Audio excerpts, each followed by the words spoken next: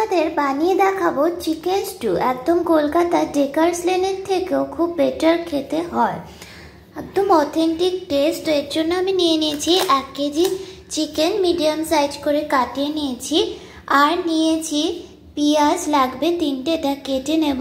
আলু নিয়েছি, এখানে আমি গাজর আর পেঁপে নিয়েছি, তোমরা তোমাদের পছন্দের মতো সবজি নিয়ে নেবে। আমার কাছে এই দুটোই ছিল, বিনস নিতে পারো, যেগুলো জাস্ট এর সঙ্গে। এখানে রসুন আর আদা আছে, কিছুটা গোটা রসুন দেবো আর রসুন আদা থিতো করে দেব। এখানে দেখো গোটা গরম মশলা আছে, এখানে বাটার লাগবে, সাদা তেল, আর এখানে গরম মশলা গুঁড়ো, আর এটা হচ্ছে গিয়ে কালো ব্ল্যাক পেপার পাউডার, গোলমরিচ গুঁড়ো। তো চলো শুরু করা যাক। পেঁয়াজটাকে আমি ডুমো ডুমো করে একটু বড় সাইজেরই কেটে নিয়েছি, আর এখানে একটা টমেটোও কেটে নিয়েছি, আর এই দেখো আদা রসুনের পেস্ট করে নিয়েছি। এবার এখান দিয়ে কিছুটা নিয়ে আমি এই চিকেনের মধ্যে মাখিয়ে নেব।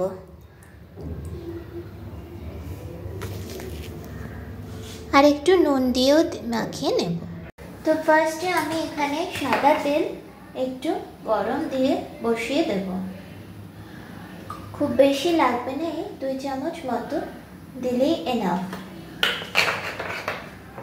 সঙ্গে একটু বাটারও দেব, তেলটা গরম হয়ে গেলে দেব, নইলে বাটারটা পুড়ে যাবে।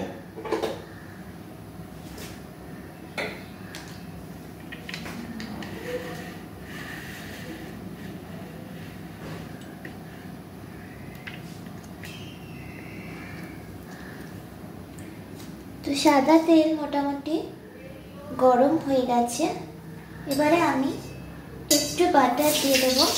বাকি বাটারটা আমি লাস্টে দেব। আখের বাটার দিলাম, এই 4 টাকা দামি। দেন আমি এই যে গরম মশলার প্যাকেটে গরম মশলাটা দিয়ে দিচ্ছি, গোটা গরম মশলাটা। এতে ফ্লেভারটা না খুব সুন্দর আসবে।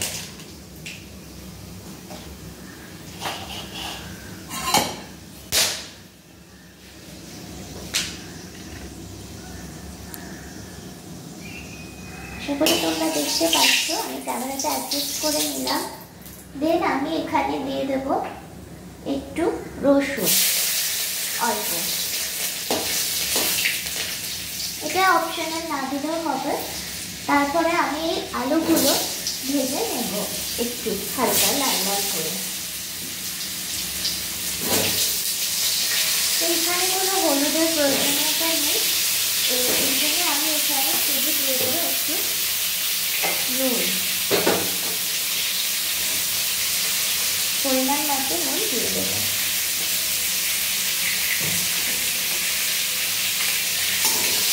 নুনটা দিয়ে এভাবে একটু হাই ফ্লেমে নেড়ে চেড়ে ভেজে নেব।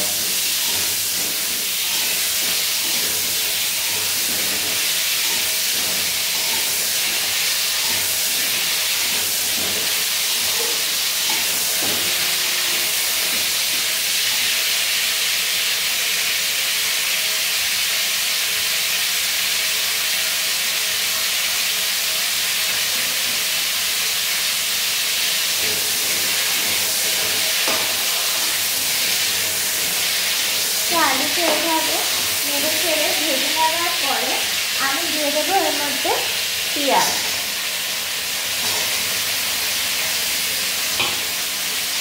পেঁয়াজটাও কিছুক্ষণ এভাবে নেড়ে চেড়ে ভেজে নেব। হাই ফ্লেমেই মোটামুটি করতে পারো, তাহলে তাড়াতাড়ি হয়ে যাবে। এটা হাই টু মিডিয়াম হাই।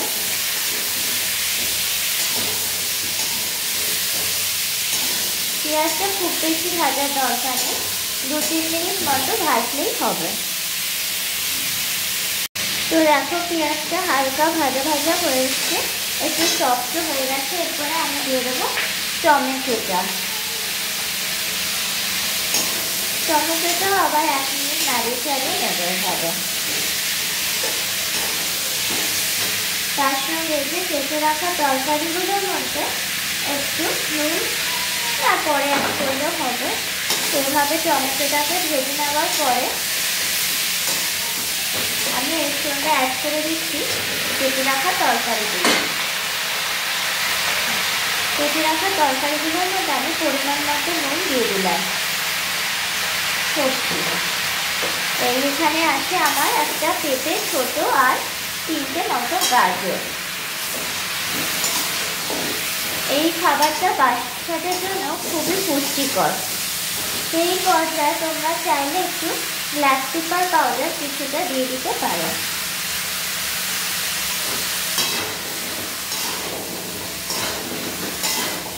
এটা নাড়িয়ে চাড়িয়ে আবার 2-3 মিনিট একটু তেল বেরোনো অবধি ভেজে নেব হালকা। তো দেখো আমি তরকারিটাকে এরকম 2-3 মিনিট একটু নাড়াচাড়া করে ভেজে নিলাম।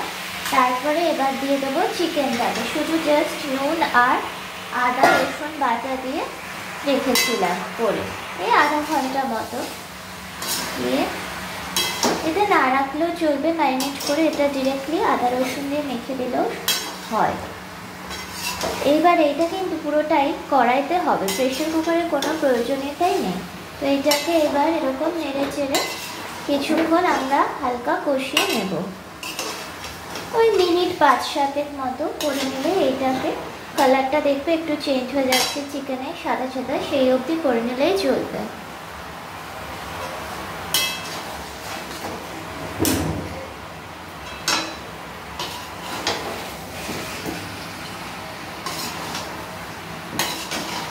এভাবে নাড়িয়ে চাড়িয়ে ধরে যাওয়া অবধি কিছুক্ষণ আমরা কষিয়ে নেব। দেখো খুব তাড়াতাড়ি ইজিলি কালারটা চেঞ্জ হয়ে যাচ্ছে। এটা কিন্তু বেশিক্ষণ করতে হয় না, তাহলে চিকেনটা শক্ত হয়ে যাবে।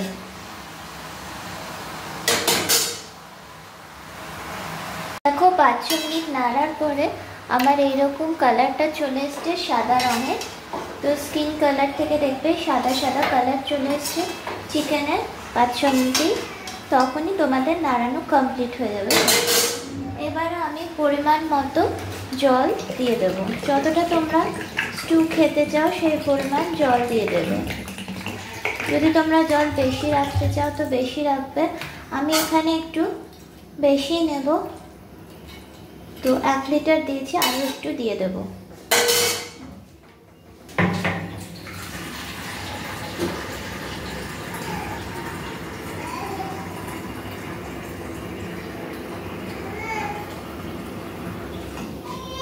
এখানে আর একটু কিছুটা জল আমি অ্যাড করে দিলাম। এইটা না স্যুপেরও মতো, এই ইয়েটা খেতে, ঝোলটা খেতে এত সুন্দর হয়, মানে আমার ছেলে তো চেয়ে চেয়েই খায়। এইটা প্রচণ্ড টেস্টি হয় খেতে, আর এটা খুব স্বাস্থ্যকর, কারণ সব কটা সবজি চিকেনের সমস্ত কিছু এর মধ্যে নিউট্রিশনগুলো চলে যাচ্ছে।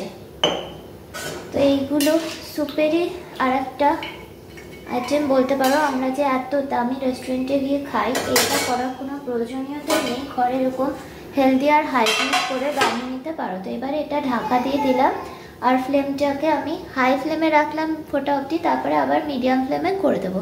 এই আধা ঘন্টা 20 মিনিট মতো হলেই এটা একদম রেডি হয়ে যাবে। তো আমি আধা ঘন্টা মতো হয়ে গেছে, এবারে আমি খুলে দেখি, মনে হচ্ছে পুরোটাই হয়ে গেছে। তো তোমাদের যদি মনে হয় যে তো জাস্ট চেক করে দেখবে, এভাবে একটা আলুকে ভেঙে দেখো, একদম আলু ভেঙে যাচ্ছে। তো আমার চিকেন একদম কমপ্লিট হয়ে গেছে, দেখো কি সুন্দর কালারটাও চলে এসছে। এবারে লাস্টের কিছুই না, আমি গরম মশলার গুঁড়োটা নিয়েছিলাম, বাট ওটা না দেওয়াই ভালো প্যাকেটের।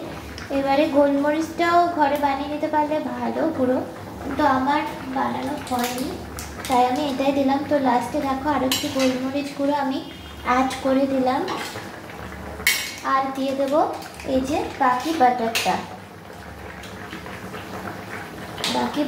আমি অ্যাড করে দিলাম। এভাবে আমি বাকি বাটারটা অ্যাড করে দিয়ে 3-4 মিনিট ফুটিয়ে নিয়ে নামিয়ে দেবো। তো দেখেছো তো সহজেই কত সুন্দর চিকেন স্টু তোমরা বাড়িতে বানিয়ে নিতে পারবে। এটা বানাতে খুবই কম কষ্টতে হয়ে যায়, চিকেন কারির থেকেও ইজি, আর খেতে ততটাই টেস্টি আর হেলদি। একদম রেস্টুরেন্টের মতো খেতে পারবে এটা। আর এটার জন্য কোনো প্রেশার কুকার বা কিছু ঝামেলা নেই, সম্পূর্ণটা কড়াইতেই হয়ে যায়। প্রেশার কুকারে দিলে বরং আমার মনে হয় টেস্টটা নষ্ট হয়ে যায়, একটু গলেও যায়। তো দেখো কত সুন্দর কালার চলে এসছে, একদম অরেঞ্জিশ একটা কালার, স্টুয়ের মতো। তোমরা দেখতে পাচ্ছ কিনা জানি, দেখো আরো ক্লোজ থেকে দেখাচ্ছি।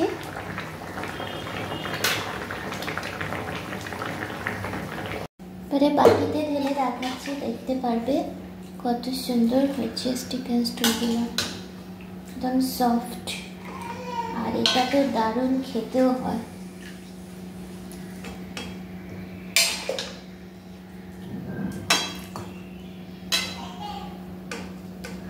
তো এই যে আমার হট একদম দেখো ধোয়া বেরোচ্ছে চিকেন স্টু, ডেলিশিয়াস, একদম রেডি হয়ে গিয়েছে।